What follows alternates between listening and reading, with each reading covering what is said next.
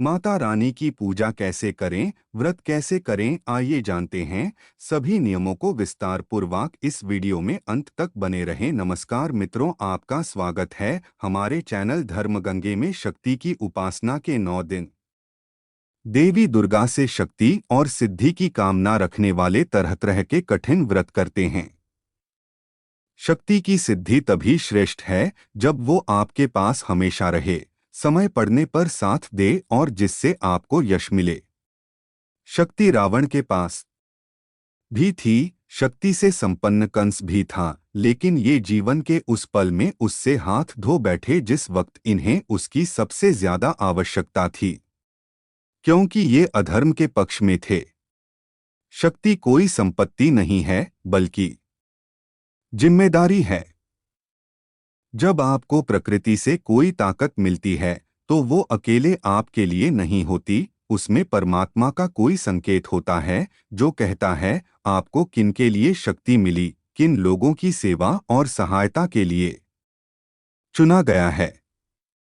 भले ही वो आपके नितांत निजी तप से मिली हो, लेकिन प्रकृति और परमात्मा ने शक्ति दी है तो वो सिर्फ आपके भोग के लिए नहीं है, उस पर सबका अधिकार है, क्योंकि ये दोनों भी सभी के हैं। 3 बातों पर निर्भर करती है शक्ति की सिद्धि। शक्ति की सिद्धि 3 बातों पर निर्भर करती है: संयम, सत्य और सद्भाव। शक्ति उसी के साथ है जिसके जीवन में ये 3 भाव भीतर तक उतरे हुए हैं। पहला, संयम। शक्ति उसी के पास संचित रहती है जो संयम से रहता हो। असंयमित लोगों की शक्ति उन्हें समय पूर्व छोड़ देती है। दूसरा, सत्य। शक्ति सत्य के साथ रहती है। रामायण का युद्ध हो या महाभारत का कुरुक्षेत्र, शक्ति ने उसी का साथ दिया है जो सत्य के साथ था। असत्य के साथ देने वालों को शक्ति तत्काल छोड़ देती है। तीसरा, सद्भाव। जब शक्ति आए तो विनम्रता और समानता का भाव जरूरी होता है। शक्ति का यश उसी को मिलता है जो विनम्र हो, लोगों के प्रति समान भाव रखे। भेदभाव करने वाले को कभी शक्ति से यश नहीं मिलता। हमारे भीतर ही मौजूद है शक्ति। योग कहता है शक्ति हमारे भीतर मौजूद है, जरूरत है जगाने की।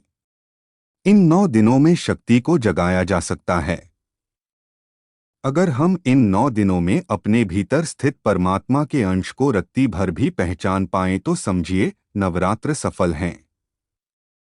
सारे नियम कायदे, व्रत, उपवास, मंत्र जाप बस इसी के लिए हैं कि हम उसके दर्शन भीतर कर सकें जिसे बाहर खोज रहे हैं। गीता में कृष्ण ने स्पष्ट कहा है, सब में मेरा ही अंश है।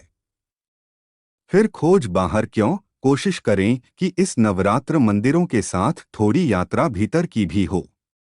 जब अपने अंतर में परमात्मा को देख सकेंगे तो फिर बाहर चारों ओर उसे महसूस करेंगे। अगर हम जितना खुद के भीतर उतरेंगे उतना परमात्मा को निकट पाएंगे। ये नवरात्र आपकी भीतरी यात्रा की शुरुआत हो सकती है। जिद से नहीं, प्रेम से मांगिए। ये बहुत सुखद विरोधाभास है। माँ जितनी कोमल होती हैं उतनी ही कठोर भी होती हैं। सो इस रिश्ते में प्रेम, सम्मान और अपनत्व की आवश्यकता सबसे अधिक है। भक्ति निस्वार्थ है तो माँ भी प्रसन्न है। स्वार्थ से की गई साधना में अत्यधिक सावधानी रखनी होती है, क्योंकि ये एक अनुबंध की तरह होती है। मैं ये करूँगा तो आप मुझे ये सिद्धि देंगी। मामला जब अनुबंध का है तो सावधानी ज्यादा रखनी है, क्योंकि अनुबंध की शर्तें पूरी नहीं हुई तो दंड भी भोगना पड़ सकता है। परमात्मा को कभी शर्तों में ना बांधें, वो व्यापारी नहीं है। उसे सिर्फ प्रेम से ही जीता जा सकता है। अगर मन सिर्फ माँ के प्रेम में डूबा है, कोई सिद्धि की आकांक्षा नहीं है, तो फिर कोई सावधानी भी नहीं है। दरअसल मन में प्रेम, सेवा और सत्य का भाव होना ही सबसे बड़ी भक्ति है। लोग कहते हैं नवरात्र के व्रतों में कोई गलती हो जाए तो परिणाम भी भयंकर होते हैं। सोचने वाली बात है, क्या माँ इतनी कठोर होती हैं? कभी नहीं। माँ से ज्यादा कोमल तो कोई शब्द इस सृष्टि में बना ही नहीं है। फिर क्यों माँ की साधना के नियम इतने कठोर हैं? कठोर नियम उनके लिए हैं जो हक से ज्यादा मांगना चाहते हैं। जब बच्चे को कोई चीज बिना माँ की मर्जी के लेनी होती है तो वो जिद करता है। पूरे ब्रह्मांड में माँ ही ऐसी शक्ति है जो बिना कहे जान जाती है कि बच्चे को क्या चाहिए, बशर्ते बच्चे के मन में वो निश्चल भाव हो, प्रेम हो और सत्य हो। ये तीन बातें आपके भीतर हैं तो माँ से कुछ मांगने की जरूरत नहीं है। वो स्वयं आपको आवश्यकता ही हर चीज देंगी। माँ से जो मांगना है प्रेम से मांगिए, जिद किसी माँ को अच्छी नहीं लगती। ये 9 दिन हैं संकल्प के साथ तप शुरू करने के। वास्तव में बिना तप शक्ति मिलना संभव नहीं है। अभ्यास के तप के बिना ज्ञान की शक्ति नहीं मिलती। व्रत पालन से हठ योग तक कई रास्ते हैं जो शक्ति की सिद्धि तक ले जाते हैं। फिर भी हम कहीं चूक रहे हैं, कुछ ऐसा है जो भूल रहे हैं। कहीं कोई त्रुटि जरूर हो रही है जो नवरात्रों की इतनी साधना के बाद भी शक्ति के दर्शन से हम कुछ कदम दूर रह जाते हैं। वजह क्या है? शायद संकल्प का अभाव। लोग 9 दिन तक सारे वो काम छोड़ देते हैं जो भक्ति में बुरे माने जाते हैं। 9 दिन मांसाहार बंद, शराब बंद, ऐसी ही कई लतें। लेकिन 10वें दिन से सब शुरू। 9 दिन में जो कमाया वो 10वें दिन गंवाने की प्रक्रिया में जुट जाते हैं। सही मायनों में नवरात्र के 9 दिन सिद्धि प्राप्ति से ज्यादा शक्ति को पाने की शुरुआत करने के हैं। ये 9 दिन प्रारंभिक प्रक्रिया है।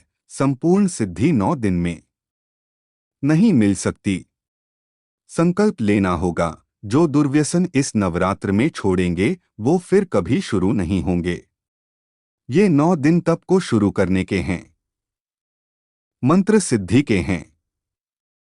इससे शुरुआत करनी है। ये 9 दिन तो भक्ति में डूबने के हैं। यहाँ अपने आप पर कई प्रतिबंध लगाकर देवी को प्रसन्न नहीं किया जा सकता। अगर फिर से उन्हें शुरू ही करना है तो 9 दिन कुछ भी छोड़ना ढकोसला मात्र है। नारी ही शक्ति है, बिना उसके सम्मान के कोई सिद्धि नहीं। नवरात्र देवी की आराधना के लिए हैं। नारी स्वयं देवी है क्योंकि वो जन्म देती है। मंदिरों में दर्शन से गरबों में आराधना तक, अगर नारी के लिए मन में अच्छे भाव नहीं हैं तो नवरात्र साधना कठिन नियमों के पालन के बावजूद भी बेकार है। शास्त्र कहते हैं, विद्याः समस्तास्तव देवी भेदाः स्त्रियः समस्ताः सकला जगत्सु त्वया पूरित मुंबयतत काते स्तुतियः स्तव्य प्राप्रोत्कियः। अर्थ, जगत की संपूर्ण विद्या, परा, अपरा व चतुर्दश भगवती शक्ति के ही भेद हैं और संपूर्ण स्त्रियां भी उसी का अंग हैं। शिव अगर प्रथम पुरुष हैं तो देवी प्रकृति हैं। पुरुष और प्रकृति ने ही सारी सृष्टि की रचना की है। इसलिए शक्ति को प्रसन्न करना चाहते हैं तो महिलाओं के लिए मन से हीन और खेदजनक भावनाएं निकाल दें, तभी देवी की कृपा मिल सकती है। अन्यथा देवी के लिए किया कोई भी अन्य जतन उन्हें प्रसन्न नहीं कर सकता। अगर नारी जाति का सम्मान नहीं किया गया।